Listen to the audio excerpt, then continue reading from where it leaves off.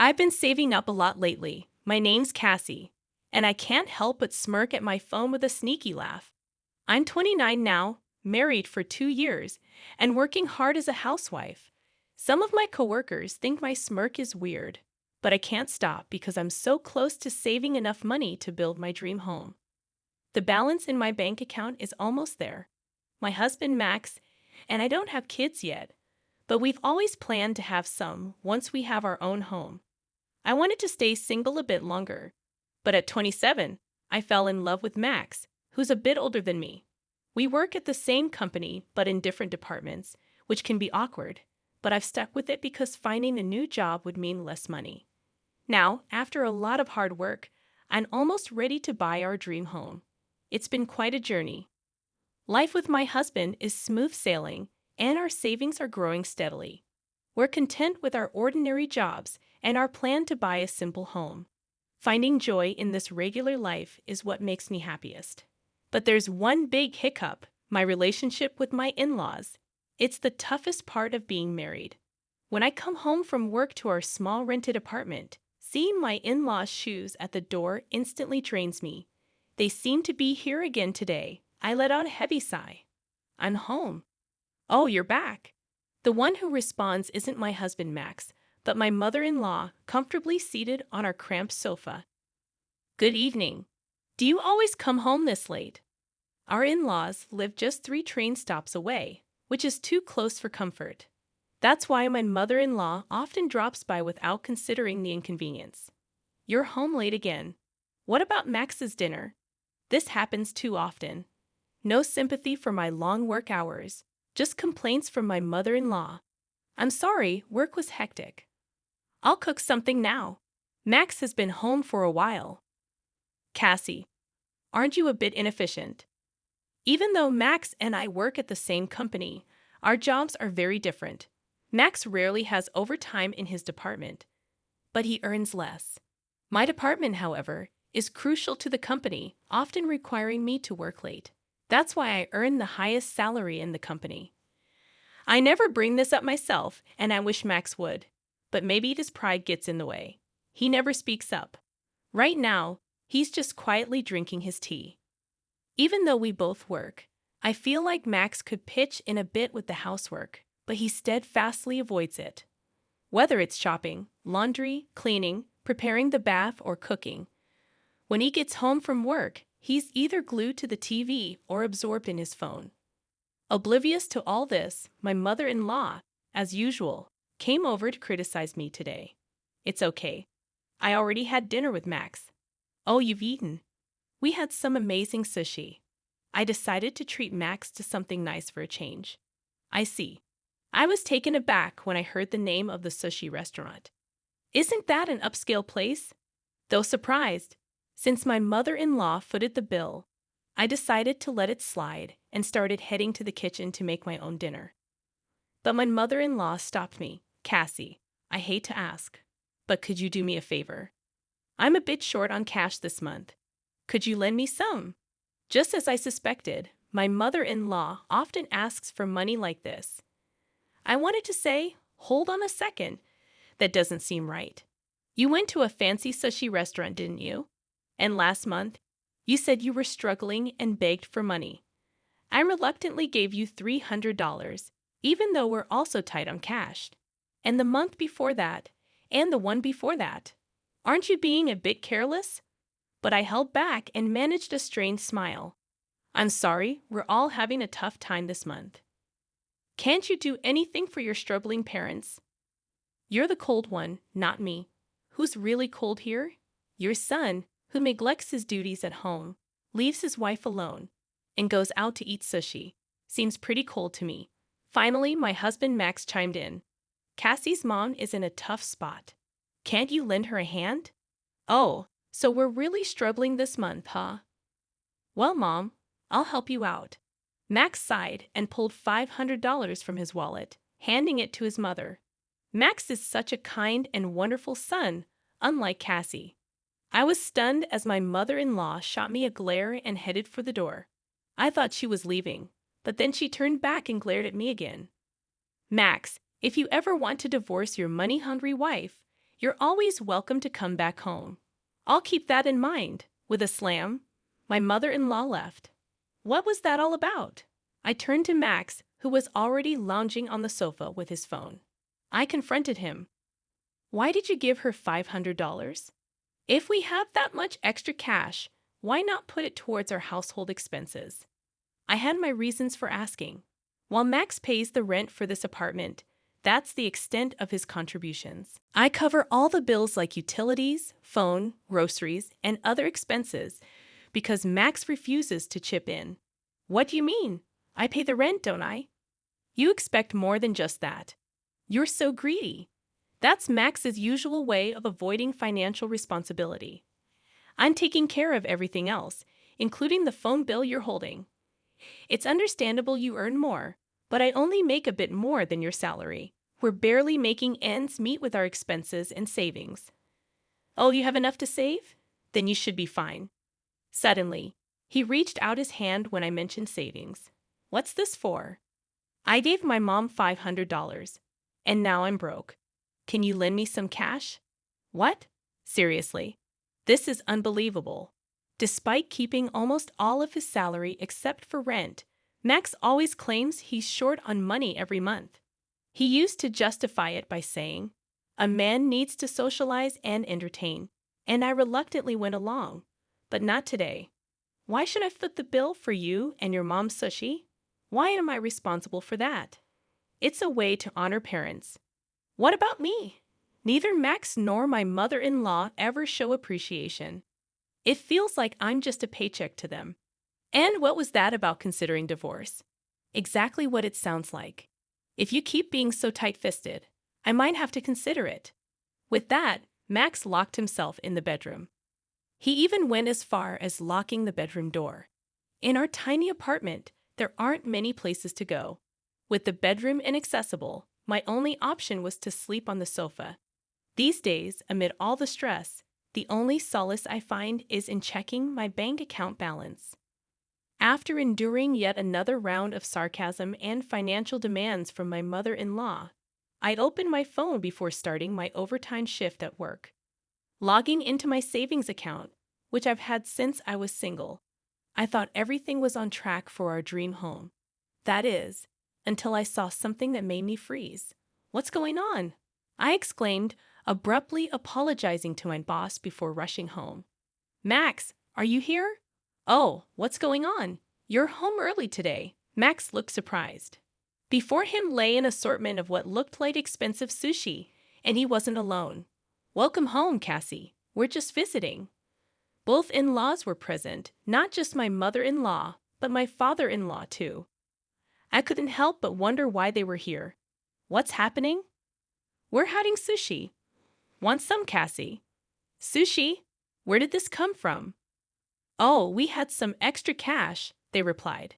Pressing for more details, both Max and my in-laws seemed taken aback. I grabbed Max's collar, as if to keep him from escaping, and he reluctantly handed me something.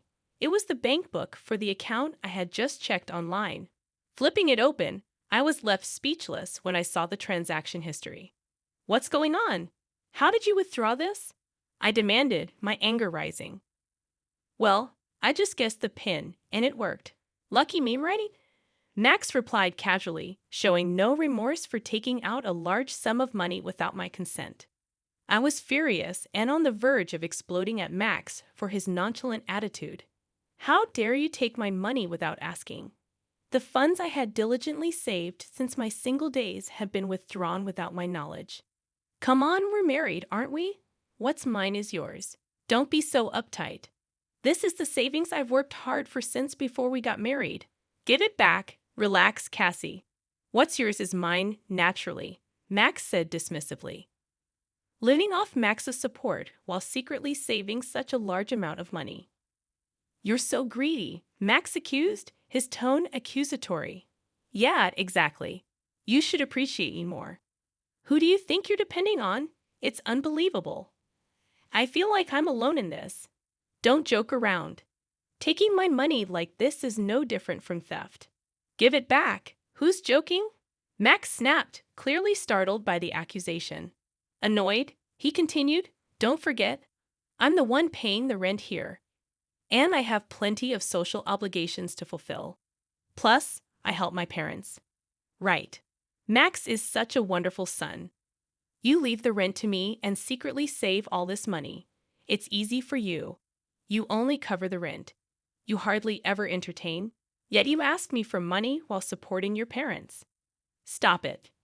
You married into this. It's only right for you to respect me and my parents. What's more, be grateful I haven't divorced you for being so useless, Max yelled, grabbing my hand and pushing me out the door. Hey, no sushi for you. Go cool off outside. I never expected to be kicked out. After standing there in shock for a while, I ended up spending the night in a business hotel. The next day, when I returned home, only Max was there. I was relieved the in-laws were gone. But then Max handed me a piece of paper. It was a mutual agreement statement stating that if I didn't obey him, we would divorce. What's this? Listen, if you keep complaining, we're getting divorced. If you don't want that, just obey me silently. I'll take charge of the savings from now on, Max declared, flaunting the bank book. Then he got ready to leave. Where are you going? Out for a drink. What? Do you have a problem? Want a divorce? He taunted with a smirk and left. Such a foolish man. Did he really think threatening divorce would make me comply? My love for Max had completely vanished.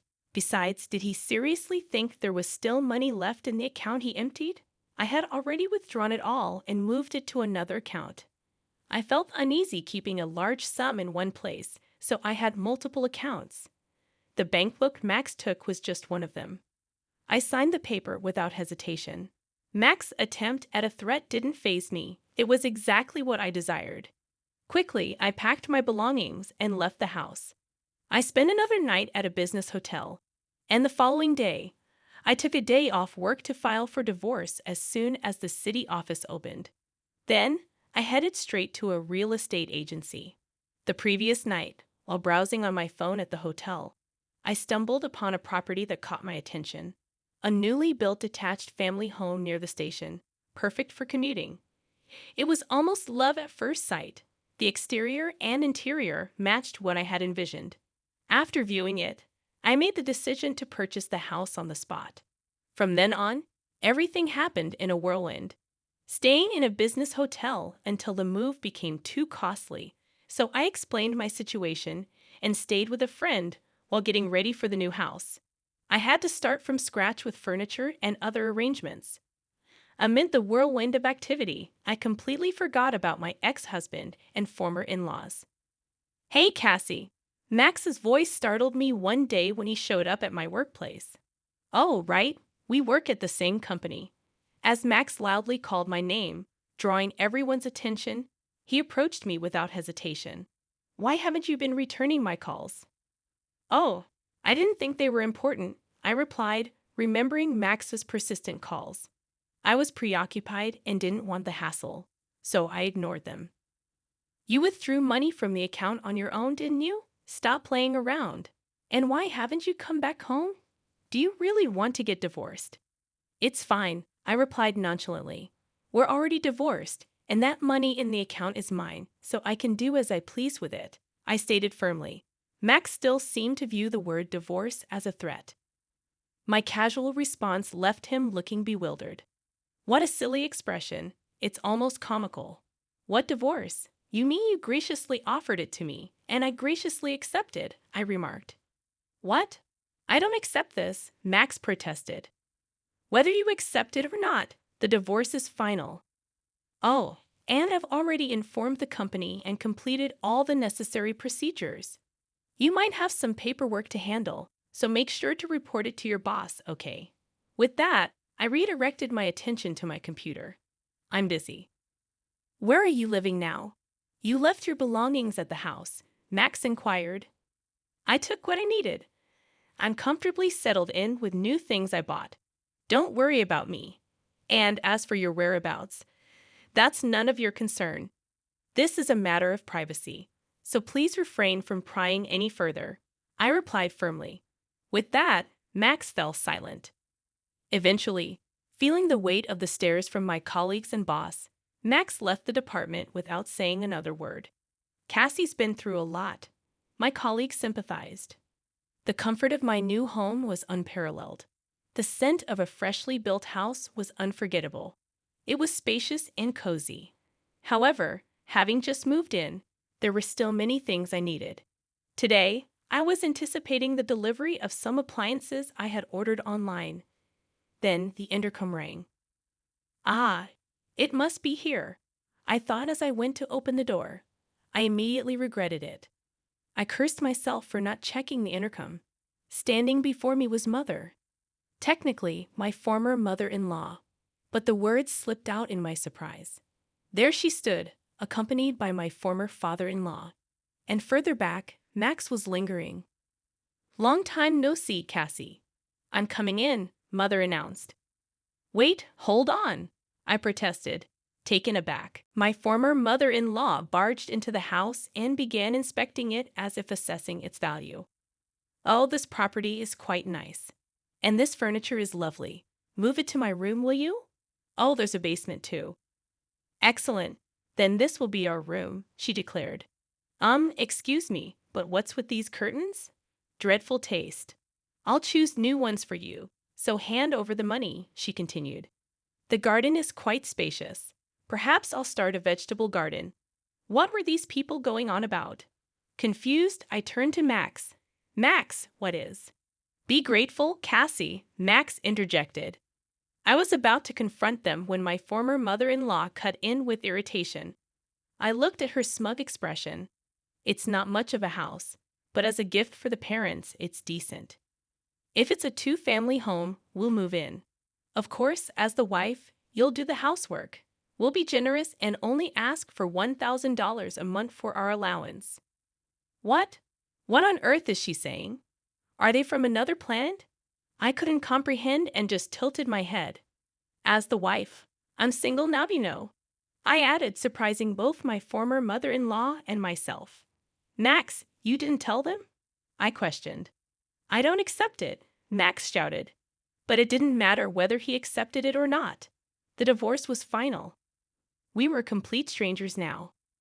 Upon hearing my declaration, my former mother-in-law's face paled. "What do you mean you're abandoning us?" "Your parents." "My parents live in the countryside. I was planning to invite them over soon," she protested. "Don't joke around. This house is ours," she insisted. "No, it's mine," I retorted. What was she thinking? This house was purchased with my savings in my name. "Then where are we supposed to live?" she demanded. "I don't know. That's not my problem," I replied, feeling the weight of their expectations. Apparently, they had already sold their house, and the contract was finalized. They planned to live a comfortable life in this house with the money from the sale and whatever they could extort from me. It was a frightening plan. "I don't accept this," my former mother-in-law continued to protest. "But it doesn't matter. We're strangers now, and this house is mine. I won't accept it, absolutely not," I asserted firmly. In her anger, my former mother-in-law ripped the curtains. "Hey, what are you doing? These things I don't need. Such bad taste. This is my house. I'll dim as I please," I snapped back. "That's right. What's yours is mine. Everything you own is mine," she insisted. "Listen, I don't accept this divorce, and both my parents and I are going to live here," Max shouted out. "Oh no, this is getting out of hand," I thought, just as I heard sirens. I had secretly called the police when Max and my former mother-in-law barged into the house. Finally, the police arrived. "What are you doing?" "We haven't done anything wrong," they protested. "That's right. If anyone should be taken, it's this woman," my former mother-in-law added. After a scene, they weren't arrested but were escorted away by the police. It had been a tumultuous day. After being released, Max continued to come by, insisting on reconciliation and getting picked up by the police each time. He even followed me to work. So after consulting with my boss, George, he received the stern warning.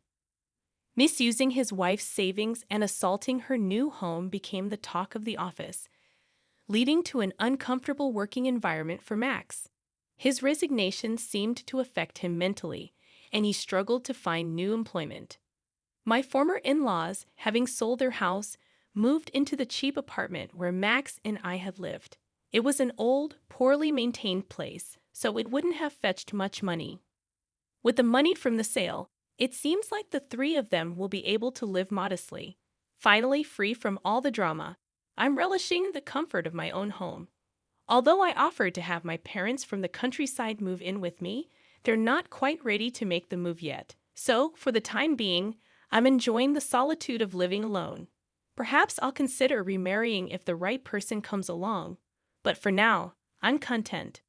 One of the first things on my agenda is to get a dog, something I couldn't do while living in the apartment. I also have plans to try my hand at gardening and to host home parties with friends. As I gaze out the window at the blue sky, I think about all the things I couldn't do before and how I want to embrace and enjoy life from now on.